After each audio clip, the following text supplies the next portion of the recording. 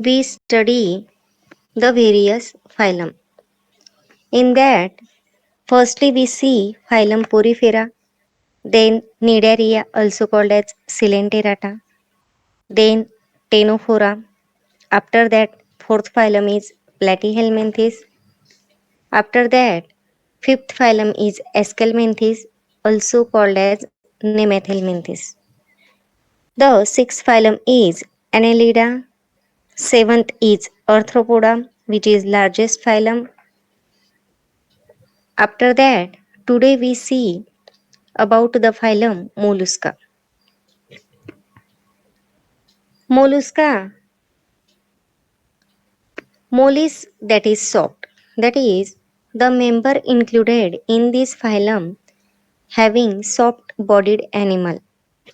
The example of molluscan animal is Pila, bivalve, octopus also called as devilfish, sepia called as cuttlefish, Ctenoflura called as chiton, Pinclada, pearl oyster, Loligo also called as squid, Aplysia, sea hare, Dentalium called as tusk shell. These are the some of the example of molluscan animal. The general characteristic is this is the second largest phylum. The first largest phylum we see Arthropoda. In last lecture, the seventh number of phylum is Arthropoda, that is jointed appendages having animal. In that, this is the second largest phylum. In that, mollusca are either free living or sedentary. Free living म्हणजे काय, तर easily ते इतरत्र भटकणारे म्हणजेच free swimmer असतात. स्थलांतरित easily ते एका जागेवरून दुसऱ्या जागेवर होत असतात. तर त्याच्यातले काही जे असतात ते सेडेंटरी असतात, म्हणजे एका जागेवर फिक्स असतात. ते are aquatic or seen in marshy places. हे जे काही मेंबर आहे मोलस्कन ॲनिमलचे, तर हे त्यांचे जे काही हॅबिटेट आहे, वसतिस्थान आहे, तर ते ॲक्वेटिक आहे, म्हणजे पाण्यात राहणं ते पसंत करतात आणि मार्शी प्लेसेस दलदलीच्या ठिकाणी ते आढळून येतात. त्याच्यातले काही थोडके जे असतात ते टेरेस्ट्रियल असतात, म्हणजेच काय, तर जमिनीवर आढळून येतात. These are soft bodied and show tube within tube body plan. हे जे काही मोलस्कर ॲनिमल असतात त्यांची बॉडी ही आपण अगोदरच बघितला की त्याच्या फायलम मोलस्का या नावातच मोलिस म्हणजे काय, सॉफ्ट, म्हणजे बॉडी ही अतिशय मऊदार असते आणि त्यांचा जो काही बॉडीचा प्लॅन आहे तो tube within tube body plan असतो. म्हणजेच जे काही ओरल रूट आणि ॲनस रूट आहे तर हे ऑपोजिट एंडला प्रेझेंट असतात. These are bilaterally symmetrical but few are asymmetrical due to torsion twisting. याच्यातले काही जे मेंबर्स असतात तर हे बायलॅटरली सिमेट्री दाखवतात, म्हणजे त्यांच्या बॉडीचे इक्वल 2 पार्ट्स होत असतात. तर यातले काही जे मेंबर आहे ते असिमेट्रिकल जे सेगमेंटेशन आहे ते दाखवत असतात. मग असिमेट्री म्हणजे काय, तर त्यांच्या बॉडीचे इक्वली 2 पार्ट्स होऊ शकत नाही. मग ते का नाही होत, तर due to torsion or twisting. Torsion म्हणजे काय, ट्विस्टिंग. त्यांची बॉडी ही ट्विस्ट झालेली असते.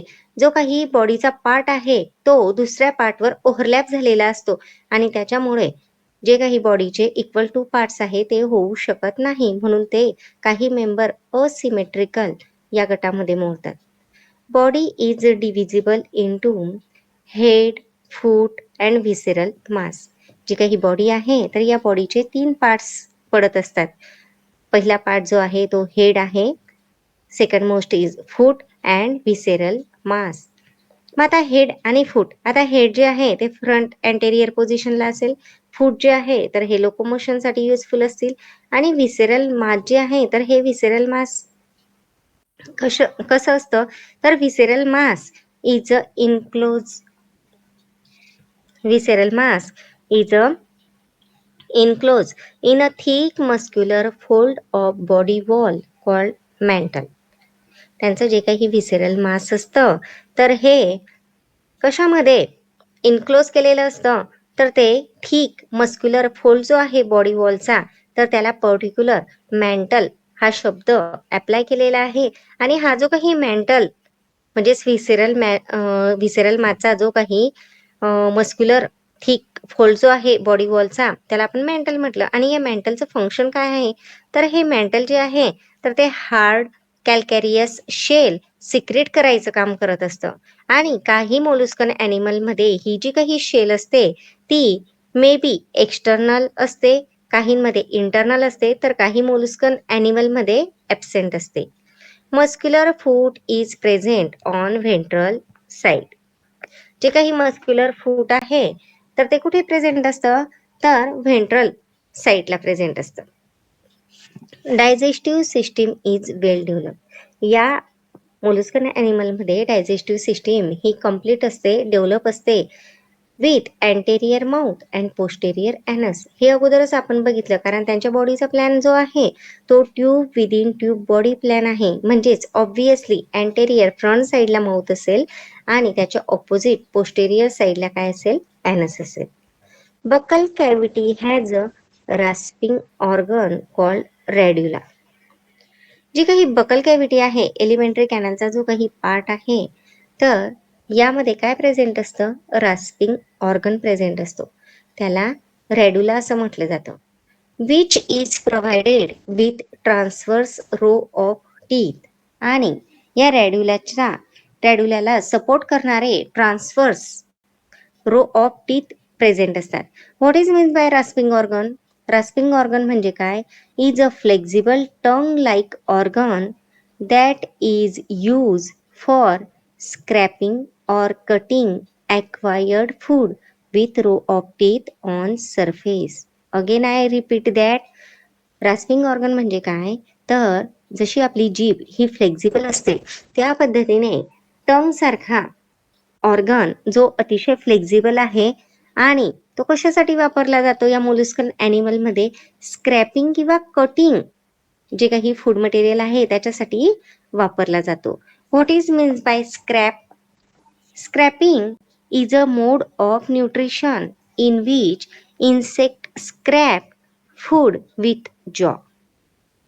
एक्झाम्पल स्नेल, अँट हे जे काही आहे. मग स्क्रॅप म्हणजे काय, जो काही अन्नाचा म्हणजे एक प्रकारे ते न्यूट्रिशनचा प्रकार आहे.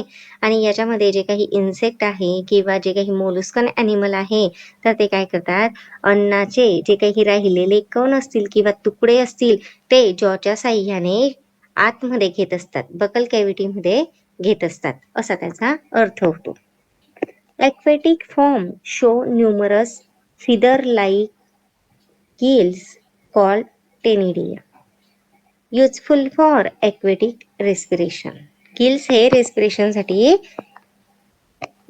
युजफुल असतात. तर जे काही ॲक्वेटिक रेस्पिरेशन आहे तर हे गिलच्या साह्याने कंडक्ट केलं जातं.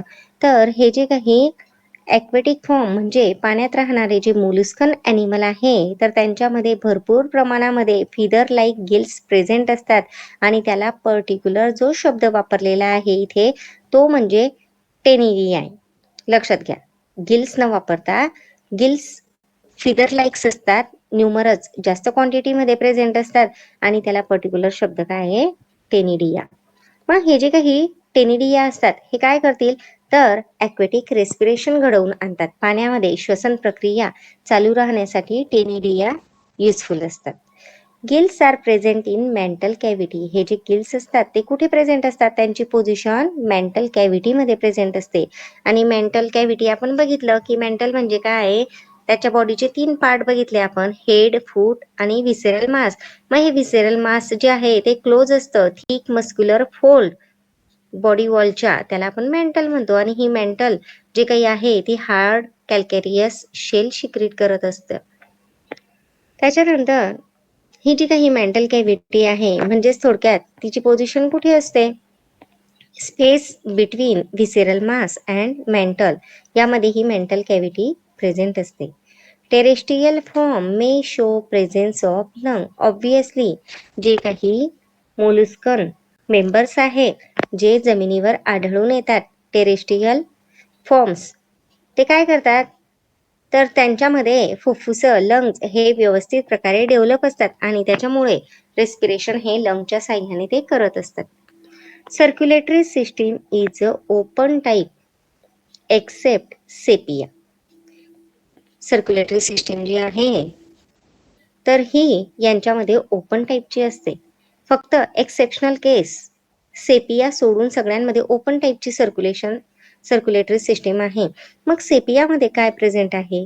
Which possess close type of circulation किंवा close type of circulatory system. Blood contain a copper containing blue respiratory pigment called haemocyanin. Blood जे आहे तर या ब्लडमध्ये कॉपर एलिमेंट असणारा ब्ल्यू कलरचा रेस्पिरेटरी पिगमेंट प्रेझेंट असतो आणि त्याला हिमोसायनिन म्हटलं जातं. Excretion occur by kidney also called as organ of Bojanus. Particular molluscan ॲनिमलमध्ये जे एक्सक्रीशन ऑकर होतं ते किडनीच्या साह्याने होतं आणि त्याला पर्टिक्युलर शब्द काय वापरला आहे? ऑर्गन ऑफ बोजानस, हा लक्षात ठेवायचा. Nervous system is a form by 3 pair of ganglia. जी नर्वस सिस्टीम आहे ती कशाने तयार झालेली आहे तर 3 पेअर गँग्लियांपासून बनलेली आहे. Ganglia are interconnected by commissure and connective. या ज्या गँग्लिया असतात या एकमेकांशी इंटरकनेक्टेड होतात with the help of commissure आणि कनेक्टिव्हच्या साह्याने. नंतर या मोलस्कन ॲनिमलमध्ये जे सेन्स ऑर्गन असतात ते वेल डेव्हलप असतात पर्टिक्युलर फंक्शन करण्यासाठी. For example I for vision. जे आईज आहे दृष्टी व्यवस्थित प्रकारे त्यांची जी चाणाक्ष अशी दृष्टी असते तर त्याच्यासाठी त्यांची जे आईज असतात हे व्यवस्थित डेव्हलप असतात. Tentacles that is sense of touch. मग हे जे काही टेंटॅकल्स असतात फॉर टेक्टाईल सेन्सेशन, हे टेंटॅकल्स स्पर्श ज्ञान मिळवण्यासाठी महत्त्वपूर्ण भूमिका बजावतात. त्याच्यानंतर तिसरा जो काही सेन्स ऑर्गन आहे osphradia for testing purity of water are present. आणि ऑस्प्रेडिया नावाचा तिसरा सेन्स ऑर्गन हा काय करतो? पाण्याची शुद्धता जी आहे, प्युरिटी जी आहे ती चेक करण्याचं काम करत असतं. असे 3 sense organ that is eyes for vision, tentacle for tactile sensation and osphradia for testing purity of water are present. Sexes are separate. जे मेल आणि फिमेल सेक्स ऑर्गन आहे तर हे दोघंही वेगवेगळ्या ॲनिमलमध्ये प्रेझेंट असतात. Animals are mostly oviparous. जे काही ॲनिमल्स आहे ते जनरली ओव्हिपॅरस असतात. Oviparous that is which lay eggs, अंडी घालणारी प्राणी. Development is indirect or direct. जी काही डेव्हलपमेंट आहे ती डायरेक्ट किंवा इनडायरेक्ट या स्वरूपात घडून येत असते. नंतर त्याचबरोबर हे जे काही मोलस्कन ॲनिमल आहे तर त्यांचे इकॉनॉमिकल इम्पॉर्टन्स सुद्धा आहे. फॉर एक्झाम्पल पर्ल ओइस्टर जे आहे ते प्रेशियस पर्ल, सुरेख असे नॅचरली ऑकरिंग मोती देत असतात आपल्याला. नैसर्गिक मोती तयार करण्याचं काम हे पर्ल ऑइस्टर हे मेंबर्स करत असतात. Many Mollusca are edible. बरेचसे मोलुस्कन ॲनिमल जे असतात ते खाण्यासाठी योग्य असतात as a protein diet. Shell of Mollusca are rich source of calcium. आणि या मोलुस्कन ॲनिमलच्या ज्या शेल्स असतात त्या जबरदस्त स्रोत आहे कॅल्शियम या मिनरलचा. त्याच्यानंतर आपल्याला नेक्स्ट जे काही एक्झाम्पल आहे त्याच्यातले आपल्याला स्नेल बघायचे आहे की व्हरायटी ऑफ स्नेल आपल्याला आढळून येतात आपल्या आजूबाजूच्या वातावरणात. तर बघा हे जे काही आहे तर हे आउटर कॅल्केरियस जे शीत आहे त्याला आपण काय म्हणतो? कॅल्केरियस. माठ जे आहे तर ती शेल आहे त्या मोलुस्काची. त्याच्यानंतर ही बॉडी आहे आणि त्याच्यानंतर हे जे आहे तर हे अँटेनिज आहे, टेंटॅकल्स. या पद्धतीने ही सेकंड शेल जी आहे तर बघा ज्या स्वरूपामध्ये किंवा ज्या ठिकाणी त्या राहतात त्याच्यानुसार त्यांचे कलर्स असतात. हे त्यांचं ॲडॅप्टेशन आहे.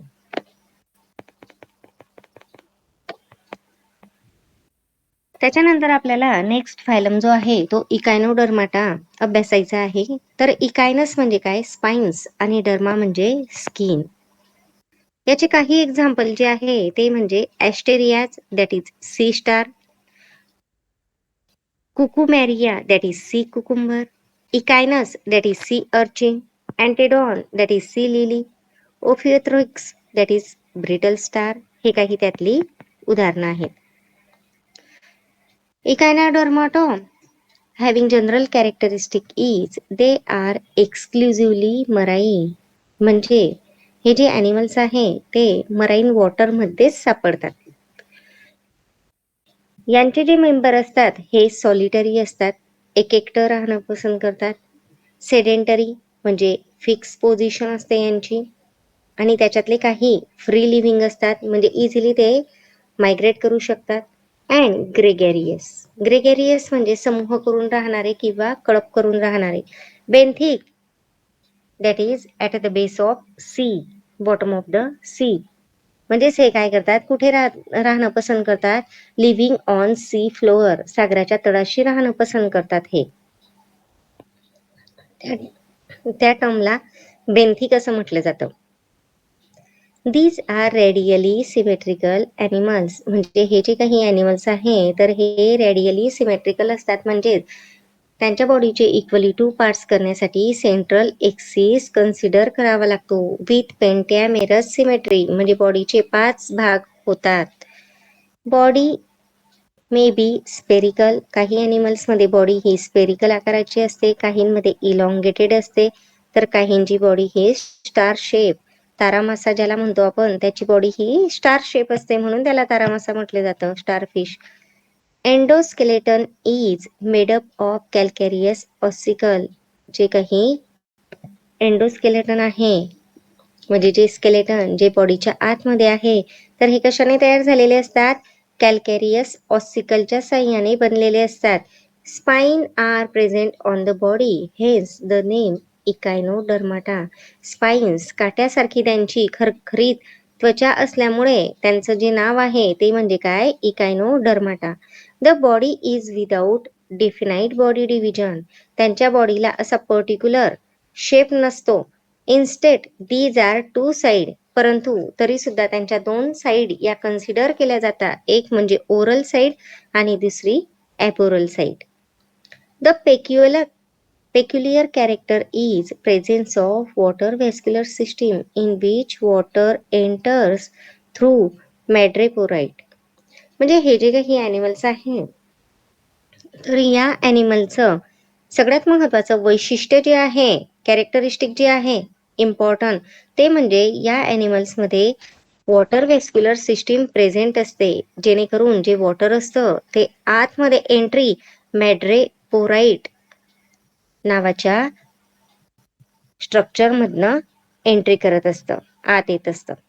दिस system is use in a locomotion, food capturing, respiration.